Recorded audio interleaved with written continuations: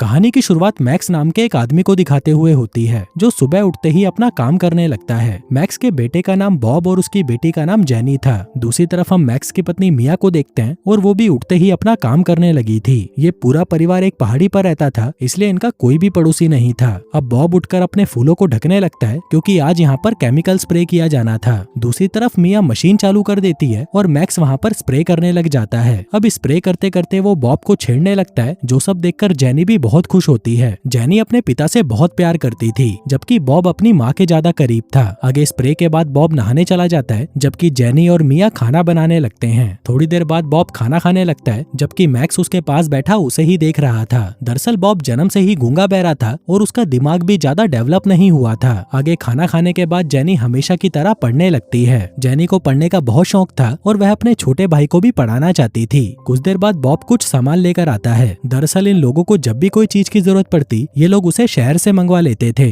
Jenny अपने लिए हमेशा किताबें मंगवाती थी और बॉब अपने लिए खिलौने मंगवाता था। इस बार उसने एक दूरबीन मंगवाई थी, जिसकी मदद से वो आस पड़ोस में देखने लगता है। हम देखते हैं कि ये लोग कुछ ज्यादा अमीर तो नहीं थे, लेकिन यह छोटे मोटे काम करके अपना जीवन बिता लिया करते थे और इसी में ही ये लोग खुश भी थे। फिर थोड़ी देर बाद रात हो जाती है और पूरा परिवार आराम करने लगता है। अगले दिन मिया बॉब को तैयार कर रही थी, तभी मैक्स भी तैयार होकर उनके पास आता है। दरअसल ये पूरा परिवार बॉब के दादा दादी से मिलने जा रहा था। ये लोग हर साल ही बॉब के दादा दादी से मिलने जाया करते थे। बॉब के दादा दादी दूसरी पहाड़ी पर रहते थे और ये लोग एक लिफ्ट की मदद से उनके पास जाया करते थे। अब वहाँ पर जाते ही दादी उन सभी का स्वागत करती है, जिसके बाद वह उन सबको खाना खिलाने लगती है। आगे वो जेनी से उसके बारे में पूछती है। हम देखते हैं कि वो बात तो जेनी से कर रही थी, लेकिन उसका पूरा ध्यान अपने पोते बॉब पर था। वहीं बॉब चुपचाप एक कोने पर बैठा हुआ था। उसकी दिमागी स्थिति ठीक नहीं थी, इसलिए वह कभी कभी ऐसे ही चुपचाप बैठ जाया करता था। वहीं दादी को उसकी बहुत चिंता होती थी। वो जेनी से कहती है कि तुम्हारे पिताजी ने बॉब का इलाज करवाने की बहुत कोशिश की,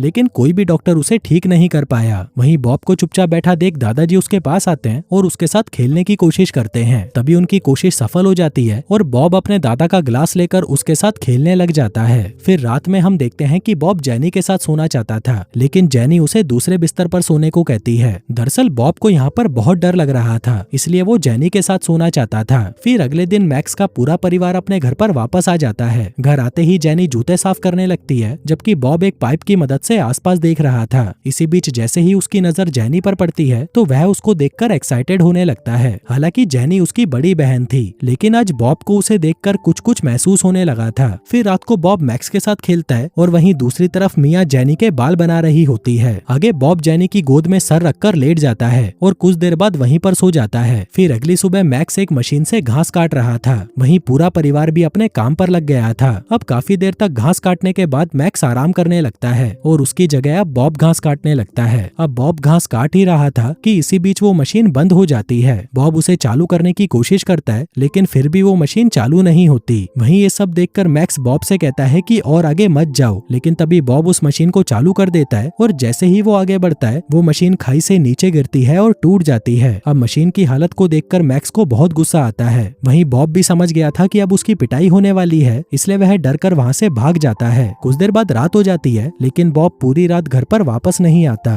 फिर अगले दिन हम बॉब को देखते हैं जो घर के बाहर पत्थर तोड़ रहा था। तभी पत्थरों की आवाज सुनकर मैक्स बाहर आता है और बॉब को ऐसा करते हुए देख लेता है। दरअसल बॉब बचपन से ही जिद्दी था और यह बात उसका पूरा परिवार जानता था। उन्हें पता था कि बॉब अपनी मर्जी से गया है, इसलिए वो वापस भी अपनी मर्जी से ही आएगा। फिर शाम को जेनी बॉब के लिए खाना लेकर आती है और फिर खाना गर्म करके बॉब को खिलाने लगती है। वहीं खाना खाने के बाद बॉब पहाड़ पर ही सो जाता है। तभी जेनी उसके लिए तकिया और कंबल लेकर आती है। वो बॉब को तकिया और कंबल देती है और फिर वहाँ पर आग जलाकर उसी के पास बैठ जाती है। अब थोड़ी ही देर में रात हो जाती है और क्योंकि अब वहाँ पर बहुत ज्यादा ठंड बढ़ चुकी थी, इसलिए जेनी भी बॉब के पास उसके कंबल में चली जाती है। फिर अगली सुबह जब वो दोनों सोकर उठते हैं, तो वो समझ जाते हैं कि कल रात उन दोनों के बीच में कुछ तो गलत हुआ था। वो दोनों एक दूसरे से कुछ नहीं कहते, बल्कि उठकर अपने अपने कपड़े पहनने लगते हैं। थोड़ी देर बाद जेनी अपने माँ बाप के साथ वापस काम पर लग जाती है। वहीं बॉब अभी भी घर पर नहीं गया था और वह अपना पूरा दिन उसी पहाड़ी पर बिताता है। फिर रात होते ही जेनी वापस उसके पास आती है, जिसके बाद वो दोनों फिर से वही सब करने लगते हैं जो उन्होंने कल रात को किया था।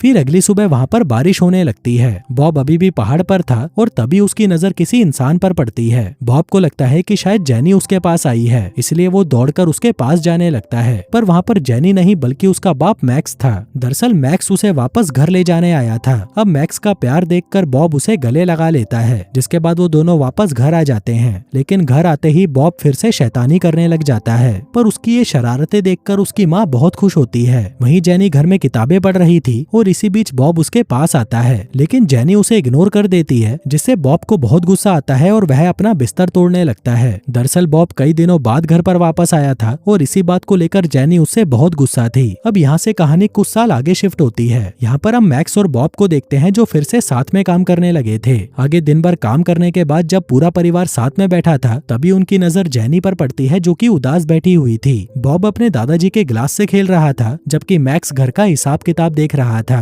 पर जेनी वहाँ पर किसी से भी बात नहीं कर रही थी। आगे जब घर वाले उससे पूछते हैं कि तुम उदास क्यों बैठी हो, तो वह थकावट का बहाना बनाकर सोने चली जाती है। फिर अगली सुबह जेनी मिया के साथ काम कर रही थी, जबकि बॉब मैक्स के साथ काम कर रहा था। बॉब ने आज नए कपड़े पहने थे, इसलिए वह आज बहुत खुश नजर आ रहा था। दरअसल मैक्स ने बॉब को अपने पुराने कपड़े दिए थे और मैक्स के कपड़े बॉब को पूरे फिट आ गए थे। अब दिन भर काम करने के बाद वो दोनों भाई बहन अपने कमरे में आ जाते हैं। वहीं दूसरी तरफ मैक्स पैसों का हिसाब लगा रहा था। दरअसल वो एक टीवी खरीदना चाहता था और उसी के लिए पैसे इकट्ठा कर रहा था। वहीं हम जेनी को देखते हैं जिसको नींद नहीं आ रही थी, क्योंकि वह किसी बात से बहुत ज्यादा परेशान थी। फिर अगले दिन बॉब जेनी के लिए एक बड़ा सा शीशा लेकर आता है। दरअसल वो कई दिनों से जेनी को उदास देख रहा था, इसलिए वह उसे खुश करना चाहता था। फिर रात को जब मैक्स और मिया सो जाते हैं, तो दूसरी तरफ बॉब और जेनी अपने कमरे में जाकर इंटीमेट होने लगते हैं। इसके बाद कहानी यहाँ से कुछ दिन आगे शिफ्ट होती है। दिन गुजरने के साथ साथ मौसम भी बदल चुका था। फिर ऐसे ही एक दिन मिया और जेनी घर पर बैठी थी। वो दोनों काम कर रही थी और साथ में बातें भी कर रही थी। फिर बातों ही बातों में जेनी मिया से कहती है कि मैं आपको कुछ बताना चाहती हूँ। मिया उसकी बातें सुन रही थी, लेकिन तभी जेनी उसे कुछ नहीं बताती। मिया जब उससे पूछती है कि क्या हुआ बेटा, तभी जेनी उसे गले लगाकर कहती है कि मैं पेट से हूँ। अब ये सुनते ही मिया हैरान रह जाती है, लेकिन फिर भी वो जेनी से कुछ नहीं कहती। आगे जेनी मिया को सब कुछ सच बता देती है कि मेरे पेट में बॉब का बच्चा है। वहीं ये सब जानकर मिया बहुत दुखी होती है। अब उसे ये बात मैक्स को भी बतानी थी, क्योंकि वो ही जेनी का अबॉर्शन करा सकता था। और कुछ ही देर बाद मिया मैक्स को सब कुछ बता भी देती है कि जेनी बॉब के बच्चे की माँ बनने वाली है। अब ये सुनते ही मैक्स को इतना गुस्सा आ जाता है कि वो जल्दी से अपनी गन निकाल लेता है। दरअसल वो बॉब और जेनी को मार डालना चाहता था, लेकिन मिया जैसे तैसे उसे रोकने की कोशिश करती है। वहीं जेनी ने भी उनका शोर सुन लिया था। तभी मैक्स जल्दी से अपनी गन को लोड करता है और अपने बच्चों की तरफ जाने लगता है। फिर जैसे ही उसकी नजर जेनी पर पड़ती है, तो उसका खून खोलने लग जाता है। अब इससे पहले कि वो जेनी को मार डालता, तभी बॉब पीछे से आकर उसे पकड़ लेता है। वो उससे उसकी गन छीनने की कोशिश कर ही रहा था कि तभी गोली चल जाती है। हम देखते हैं कि ये गोली मैक्स को लगी थी, जिससे मैक्स वहीं पर मारा जाता है। वहीं मैक्स को मरा हुआ देखकर मिया को सदमा लग जाता है और वो भी जमीन पर गिरकर मर जाती है। तभी ये सब देखकर वो दोनों बच्चे बहुत दुखी होते हैं, क्योंकि उन्होंने ये कभी सपने में भी नहीं सोचा था कि उनकी वजह से उनके माता पिता मारे जाएंगे। इसके बाद जल्दी ही वो दोनों अपने माता पिता के फ्यूनरल की तैयारी करने लगते हैं। वो दोनों बहुत दुखी थे, लेकिन अब चाहकर भी वो दोनों कुछ नहीं कर सकते थे। सुबह होते ही बॉब अपने घर के बाहर एक कब्र बनाने लगता है, जिसको बनाने के बाद वो दोनों भाई बहन कुछ रिचुअल करते हैं, जिसके बाद वो अपने माता पिता को उस कब्र में दफना देते हैं। फिर कहानी के अंत में हम देखते हैं कि वो दोनों बच्चे अब पति पत्नी की तरह एक साथ रहने लगते हैं और साथ मिलकर इस घर को संभालने लगते हैं। और दोस्तों, इसी के साथ ही ये कहानी यहीं खत्म हो जाती है।